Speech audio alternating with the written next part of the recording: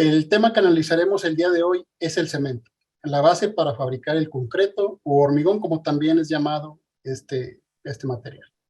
Los objetivos de esta sesión serán los siguientes y espero que podamos cumplirlos a cabalidad. Primero, conocer las etapas del proceso de fabricación del cemento, así como la materia prima.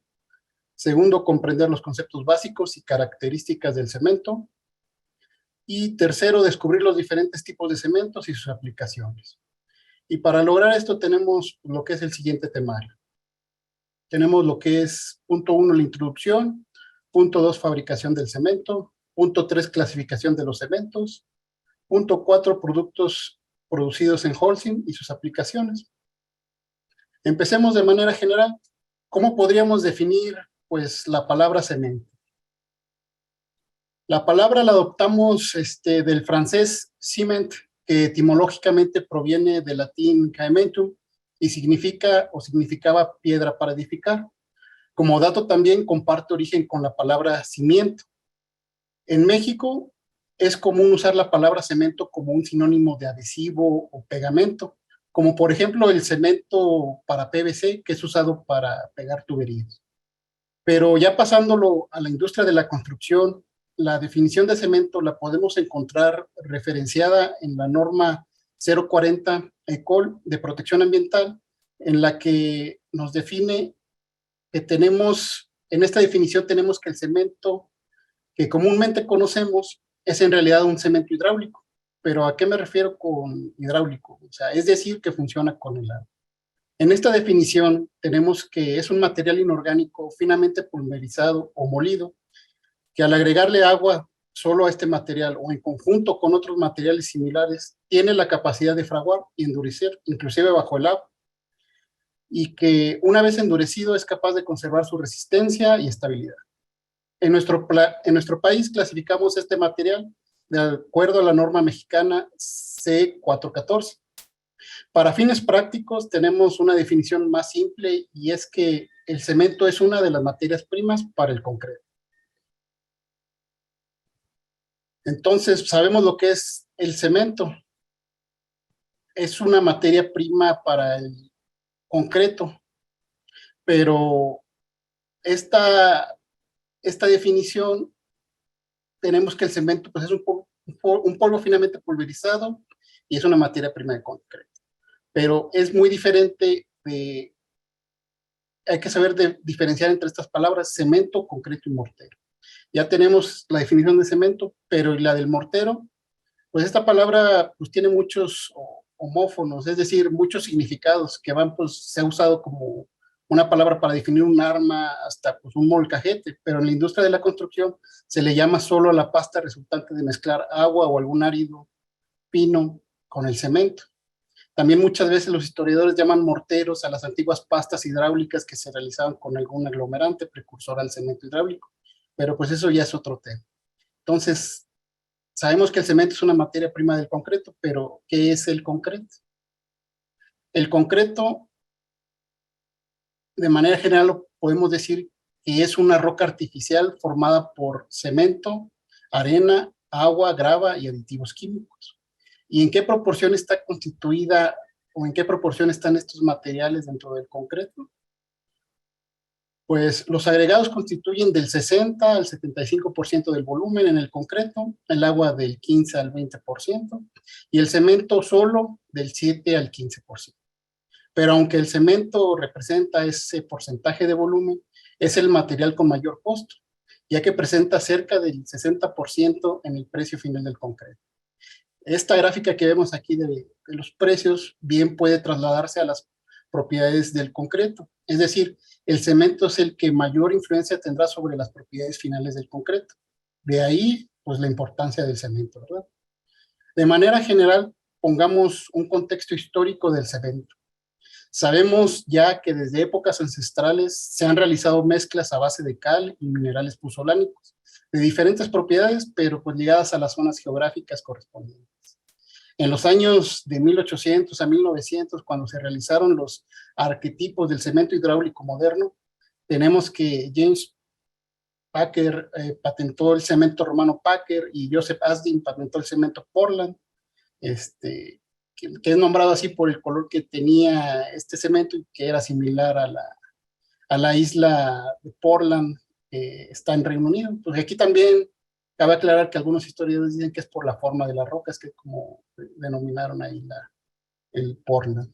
Hacia finales del siglo XIX tenemos algunos avances de la época que propiciaron el empleo del cemento Portland para gran diversidad de aplicaciones. En este caso fue importante el desarrollo de la industrialización, la introducción de hornos rotatorios para calcinación, así como el molino tubular. De igual manera, a principios del siglo XX ya la industria del cemento experimentó un rápido crecimiento. Estamos cerca de cumplir, como ven, pues 200 años desde este cemento moderno, desde 1824. Tenemos que tener un cambio de paradigmas y una visión a futuro, por lo que en estos últimos años estamos desarrollando nuevos cementos que sean más amigables con el medio ambiente. Pero, pues, ¿cómo es que se fabrica el cemento? Como revisamos anteriormente, hasta la patente del cemento Portland, la cal ha sido el principal ligante en la construcción. La cal contiene un alto contenido de calcio y este elemento es el principal componente del cemento, alrededor del 65%. También sabemos que se tiene que agregar un material pozolánico que no posee ninguna propiedad hidráulica en sí, pero posee constituyentes como la sílice y el aluminio, que son capaces de unir compuestos estables con propiedades hidráulicas. Estos elementos se encuentran en el cemento, la sílice con alrededor del 20% y el aluminio con alrededor del 5%. Es decir, para la fabricación del cemento hidráulico requerimos principalmente de 3 elementos: calcio, sílice y aluminio. Aunado al proceso, también es necesario agregar otro elemento como el hierro, que ayudará como fundente en la calcinación, ahorrando costos, y este elemento también es el que le dará el color característico al cemento. Este elemento no proporciona alguna propiedad mecánica al cemento y solo se encuentra, pues, en concentraciones alrededor del 3%. Pues, como dato curioso, tenemos que, pues, los romanos en sus morteros con cal y pozolana agregaban sangre de los esclavos, ya que era un buen retardador de fraguado en climas áridos y secos. Hoy sabemos que esta propiedad se la daba el hierro de la sangre, que era el que propiciaba este efecto. Estos 4 elementos son los mayoritarios para la fabricación del cemento. Y pues, ¿de dónde se obtienen estos elementos? ¿Cuál es la fuente de estos elementos? Pues principalmente son de rocas sedimentarias que cubren el 75% de la superficie terrestre. El suelo en el que hoy estamos sentados muy probablemente contenga rocas con estos elementos, solo que en diferentes proporciones, no en las mismas. No vamos a tener,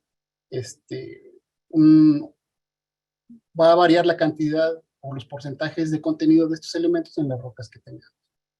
Para una fuente de calcio se pueden utilizar rocas o piedras carbonatadas, como son la piedra caliza, calcita, dolomita, que es un material muy común. Una de cada 5 rocas es una fuente de calcio. Para una fuente de silicio y aluminio se pueden obtener, pues, de rocas sedimentarias también, como arcillas, silicatos, o de rocas ígneas como las pozolares. Para una fuente de hierro, pues sabemos que es un metal y como tal no se encuentra en estado puro en la naturaleza, sino que, pues, está formado de numerosos minerales. Existen muchos minerales que contienen alto contenido de hierro. El que más se usa en la actualidad, pues, es la hematita. En el proceso de fabricación de cemento, generalmente se busca tener una cantera o un lugar cercano con una fuente de calcio, ya que es el elemento mayoritario. Entonces, pasemos a ver el esquema de fabricación. Este es el esquema de proceso de fabricación del cemento. Como primer paso tenemos la extracción de estas rocas que les comento con alto contenido de calcio. Y si pues también se tiene una fuente de sílice y aluminio disponible, pues también se extrae. Una vez extraído el material del suelo, se procede a transportar hacia una trituradora. Como podemos ver aquí el paso 1, aquí vemos cómo es extraído estos minerales del suelo y es transportado hacia una trituradora. Ya que el tamaño con el que se extrae este material puede alcanzar tamaños de hasta 10 pulgadas. Como segundo paso tenemos la trituración de este material para reducirlo a un tamaño más manejable, que no sea de más de 2-3 pulgadas. Este material es transportado hacia un almacén de materia prima, como sería el paso 3.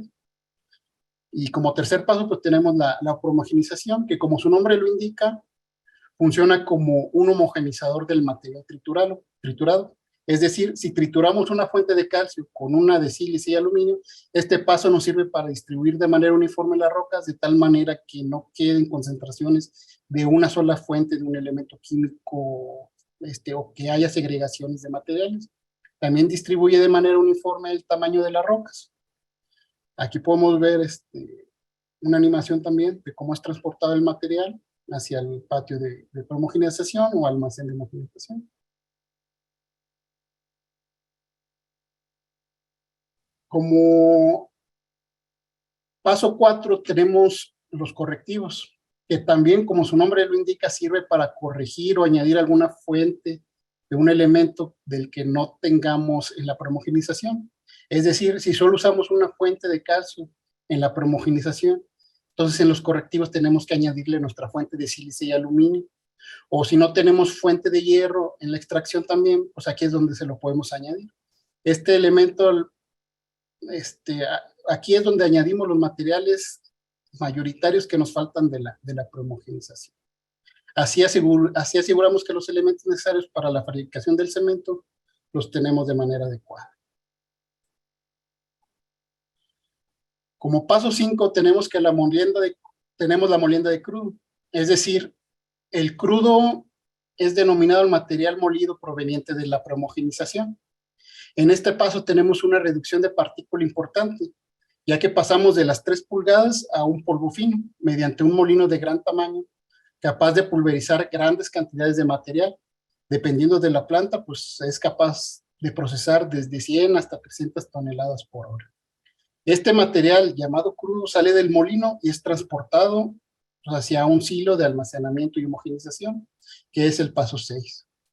En los hilos donde es transportado el crudo se encuentran tomas de aire comprimido que permiten pues disparar el aire y mantener un crudo homogéneo, igualmente sin segregaciones, asegurando así una composición mineralógica adecuada para poder calcinar. Estos hilos son de gran tamaño y en ellos se pueden almacenar varias horas de producción por si es necesaria alguna reparación en el molino de crudo. Como paso 7 tenemos la calcinación. En esta, el crudo, el polvo, en el silo de homogenización, es transportado hacia una torre llamada precalentador, que consiste en un arreglo de ciclones, cuyas funciones son dos. Una, la de separar, como su nombre lo indica, es la de empezar a calentar el crudo mediante corrientes de aire caliente provenientes del horno. Y dos, es la de separar el aire caliente del material crudo, que ya en esta etapa ya no se denomina crudo, ya es denominada harina caliente, trasladando el aire hacia una etapa superior y el material caliente hacia abajo, como podemos ver aquí en esta animación. El crudo entra con aire caliente, el aire caliente representado por las flechas rojas es enviado hacia una etapa superior y el crudo baja hacia la siguiente etapa. Dependiendo del número de ciclones o etapas, se reparte la temperatura, teniendo en la etapa más baja una temperatura mayor, que es por alrededor de los 900 grados, y en la parte superior una de 400 grados. Una vez que baja la harina caliente por el recorrido de los ciclones, pues llega a lo que es el horno rotatorio, que es esta parte que dice horno aquí. En el horno rotatorio, pues llamado así porque pues está girando, el material es transportado hacia el otro extremo del horno, mediante los giros y una leve inclinación del horno. En este recorrido a lo largo del horno sucede un proceso de sinterización de la harina caliente, donde pasa a formarse una especie de lava o fase líquida, ya que dentro del horno, pues las temperaturas pueden alcanzar alrededor de los 1400, 1450 grados centígrados. Esta sintetización es llamada clinkerización, y es aquí donde los elementos provenientes de las rocas empiezan a formar fases químicas que no se encuentran en la naturaleza. Al término del recorrido del horno, pues esta lava sufre de un enfriamiento repentino y provoca un proceso de nodulización o formación de granos. A este material se le conoce con el nombre de clinker y es el principal componente del cemento hidráulico. Y pues como vimos el paso 8, tenemos lo que es el enfriamiento y el almacenamiento. Una vez que el clinker cae del horno, pasa por un enfriador, el cual logra bajar su temperatura de los 1450 a los 150, 200 grados centígrados, para luego ser enviado a un almacén de silos de clinker, cuya capacidad es suficiente para almacenar varios días de producción, que pues también depende mucho de la planta y de su capacidad. Del tiempo que tarda desde que el crudo es enviado a la torre de precalentamiento hasta que se almacena como clinker, es alrededor de 50 minutos a 1 hora. El clinker se ve de esta manera. Esta roca es estos nódulos, granos grises redondos de tamaño de máximo 2 pulgadas en forma de roca, pues cuya composición química, como vimos, consiste principalmente de estos 4 elementos mayoritarios en las concentraciones anteriormente mencionadas. Si partiéramos uno de estos granos y lo viéramos en el microscopio bajo las técnicas de tinción adecuadas, se vería de la siguiente manera, como vemos abajo de la roca, se vería así con esa tinción. Aquí la escala, como pueden ver, pues es de 20 micras, y es ahí donde vemos las fases formadas durante la calcinación en el horno rotatorio, las cuales son las responsables de dar las propiedades al cemento. Tenemos aquí que se forman diferentes fases. Entre las mayoritarias está la halita o el silicato tricálcico, que se compone del 60 al 70%, el silicato dicálcico o velita, que representa entre un 10 y un 20%. Pues proporciona pues, propiedades al concreto, bueno, al cemento en resistencias a edades largas, igual que la halita. Tenemos también fases como el aluminato y la ferrita, calibre, álcalis, entre otros. Y como componentes químicos, pues estamos aquí arriba, los mayoritarios del 95%, los 4 anteriormente mencionados. Finalmente tenemos lo que es la producción del cemento. Esta empieza en el paso 9, añadiendo al clinker que producimos una variedad de aditivos minerales que ayudan a dar las características finales del cemento que deseamos producir. Es decir, para producir un cemento Portland ordinario, solo se añade yeso al clinker. Si queremos un cemento puzolánico, añadiríamos yeso y puzolana, pero siendo siempre el clinker en la mayoría de los casos el componente mayoritario. Como paso 10 tenemos la molienda del cemento. Una vez seleccionados los aditivos minerales que se utilizarán, se procede a combinarlos con el clinker en un molino de gran capacidad, que pulveriza y combina una gran cantidad tanto de clinker como de aditivos minerales para dar lugar al cemento hidráulico que conocemos. Este cemento será transportado hacia silos para su almacenamiento. Como paso 11 y 12 tenemos que el cemento producido es empalado, envasado y despachado en el paso 12, y es distribuido al mercado también de diferentes maneras. Puede ser pues mediante camiones, trenes, envasado también. Entonces esto sería lo que prácticamente sería producción del cemento, este slide. Los demás anteriores serían la denominada proceso de producción, pero de clinker. El clinker como elemento mayoritario del cemento solo entraría aquí en esta etapa.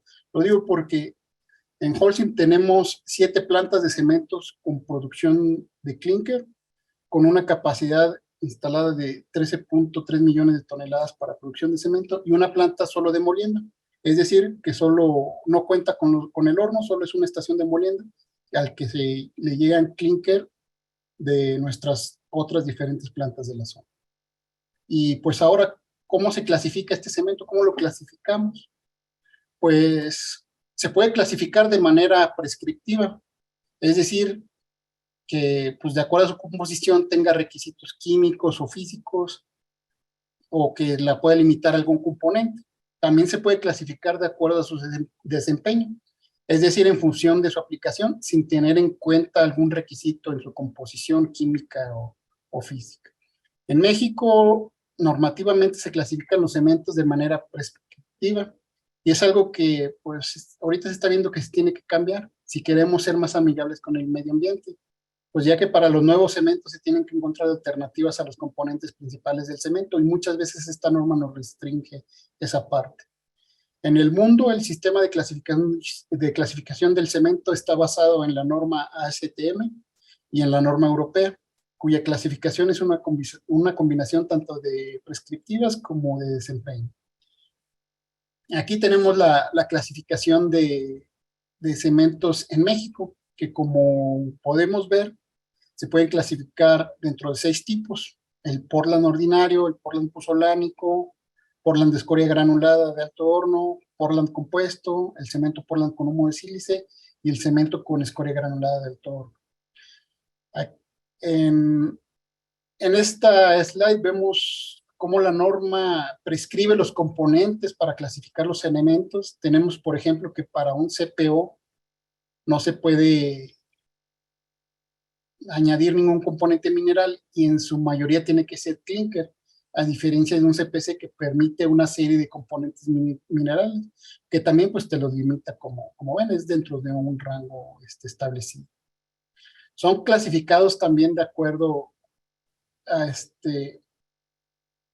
a su resistencia a su resistencia a la compresión, es decir, para que un tipo de cemento pueda tener una clase resistente es necesario cumplir con estas especificaciones. Por ejemplo, si tenemos un cemento Portland ordinario clase resistente 40, deberá primero cumplir con la composición mineralógica que presenté anteriormente y llegar a una resistencia mínima a 28 días de 40 newtons sobre milímetro cuadrado. Además, pues también puede clasificarse de acuerdo a alguna característica especial, pues ya sea RS, es decir, resistente al ataque a los sulfatos, que sea blanco, con una baja reactividad al cali-azufre o con un bajo calor de hidratación. Esto es un poco pues, más de lo mismo, especificaciones físicas por cumplir, y estas son especificaciones químicas para todos los cementos y otras para unos cuantos, como puede ser la pérdida por ignición, solo aplicable para CPO y CPG, y residuo insoluble para CPO y CPG, con una especificación del máximo porcentaje. Ahora, ¿por qué escoger cementos con características especiales? Si nuestro lugar de construcción tiene altas concentraciones de azufre, o está en una zona costera, el cemento con RS nos ayuda a mitigar el ataque de estos agentes externos. Y nuestro agregado tiene potencial de propiciar una reacción álcali-agregado, perdón, pues tendremos que escoger un cemento con baja reactividad álcali-agregado, pues nos ayudará a mitigar este problema. Si ocupamos un cemento en grandes cantidades y que necesitamos que no nos afecte la temperatura para obras masivas, pues podemos ocupar un cemento con bajo calor de hidratación. Si ocupamos una presentación pues elegante, podemos usar un cemento blanco. O sea, aquí también, bueno, aquí también hago un paréntesis, porque surge muchas veces una duda de cómo es que se produce el cemento blanco. Pues es el mismo proceso que tiene el cemento gris que vimos, pero se tiene que producir un clinker blanco. ¿Y cómo se hace esto? Pues seleccionando muy bien las materias primas desde la trituración. Es decir, pozolanas blancas o caolín, que generalmente no se encuentran fácilmente y son un poco caras de conseguir estas materias. Pues además de no agregar hierro o algún otro mineral que produzca alguna pigmentación en el cemento, todo eso hace que se eleven los costos de producción para producirlo y por ende propicia un precio final más elevado para lo que es este cemento blanco. Es una pregunta pues, casi de cajón que siempre se hace. Entonces, recapitulando, tenemos que pues, aquí la lectura de especificaciones en cuanto a este cemento, podríamos definirlo o se le diría como un cemento Portland ordinario, de clase resistente 40.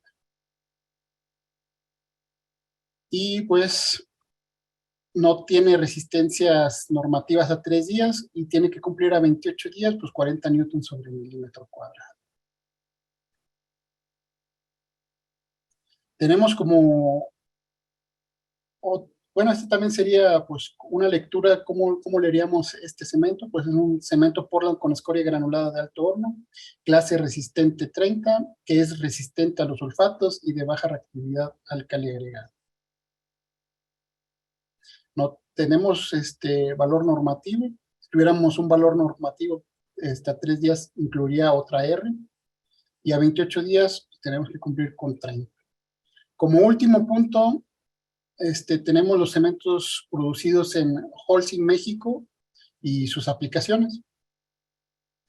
En Holcim nos distinguimos por innovar con tecnologías nuestros productos para proporcionar mayor calidad, eficiencia y sostenibilidad.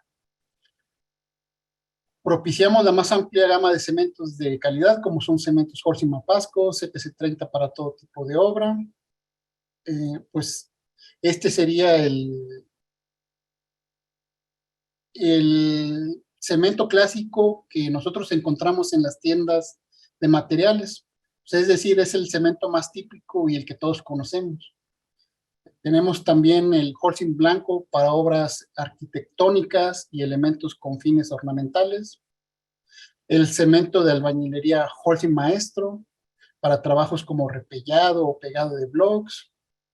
Tenemos también la nueva línea de cementos que estamos manejando, que son los Supra Pasco y Supra Cemento de Albañilería, cuya principal característica es que repele el agua y optimiza procesos, protege la obra de los efectos negativos de la humedad.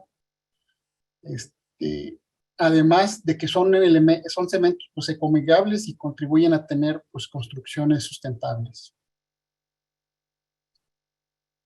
Tenemos cemento Portland compuesto, CPC40 para la producción de piezas vibrocomprimidas y prefabricados, como postes, traves, tubos en plantas industrializadas. Es el clásico, este cemento es el clásico para la producción de concretos en las plantas de premezclado, para construcción de edificios de mediana o gran altura, carreteras, plantas, reforzados, puentes, pues etcétera. Este cemento es el que manejamos como CPC40. El cemento Portland compuesto CPC40 con resistencia temprana, Prefacem también llamado por nosotros, lo utilizaremos cuando se requieran pues, altas resistencias en edades cortas, como en plantas de pretensado, reparaciones que requieren de pues, una rápida puesta en servicio, pues también se puede usar en prefabricados, todo lo que incluye el CPC40 también lo cubre el Prefacem o el CPC40R. Tenemos el CPO30R, bueno, el CPO30RRS, este es para elementos y estructuras de concreto expuestas al ataque de sulfatos y la producción de concreto elaborado con agregados reactivos con álcalis del cemento, como tubos de concreto para drenaje, postes de concreto en ambiente costero, plantas de tratamiento de agua, pilotes, prensas de almacenamiento de agua. También manejamos lo que es el cemento clase H, HSR. Es el cemento Portland Holcim clase H. Es de muy alta resistencia a los sulfatos, baja reactividad álcali agregado y muy bajo calor de hidratación. Especialmente pues, para ser empleado en obras petroleras y geotérmicas. Este cemento no está clasificado de acuerdo, o su nomenclatura no es de acuerdo a lo que les mencioné anteriormente, sino está de acuerdo a la API o al American Petroleum Institute, donde la clase H es la más de mayor grado. Hay diferentes letras, la H es la de mayor grado, y donde se puede emplearse pues hasta desde la superficie en las obras petroleras hasta una profundidad de los 2 kilómetros, 2.2 kilómetros abajo del nivel del mar. Tenemos el 9 de mayo del 2013, pues se rompió un récord, el cual no se había visto desde que se tienen registros. Y es que llegamos a las 400 partes por millón de CO2 en la atmósfera. Este es un gran cambio desde hace 100 años atrás, cuando pues, la concentración era solo de 300 partes por millón. Estos niveles de CO2 se deben en un 80% a la quema de combustibles fósiles y a la generación de electricidad, un 13% a la tala indiscriminada de árboles y un 7% a la fabricación del cemento. Pues en algunos aspectos 400 partes por millón es solo una cifra, es un número, pero este número nos da una idea de lo que podemos esperar para en un futuro si esto no cambia. Pues se espera que para el 2050 la temperatura global del planeta aumente 3 grados centígrados. ¿Por qué contribuimos o la industria en general cementera contribuye con el 7% de emisiones o contribuyó con esa partes por millón de CO2 en la atmósfera? Sucede lo que se llama, es un proceso de descarbonatación, es decir, tenemos de las rocas carbonatadas, al pasar, al hacerse clinker, como vimos, se incluye la temperatura, lo propicia una pérdida de masa pues de la piedra. Esa pérdida de masa es CO2. El CO2 contenido en el carbonato como carbonatos CO3, es desprendido a la atmósfera el CO2 después de la calcinación. Estamos diciendo que por cada tonelada de cemento producimos alrededor de 600, 700 kilos de CO2. Entonces es un tema muy serio y Holcim se lo toma pues con mucha seriedad, ¿verdad? Ya tanto así que Holcim fue la primera empresa global de materiales de la construcción en firmar el compromiso net cero. El compromiso net cero es eso, cero emisiones para 2050, para evitar que la temperatura global del planeta aumente esos 3 grados centígrados y solo se llegue a 1.5 grados centígrados.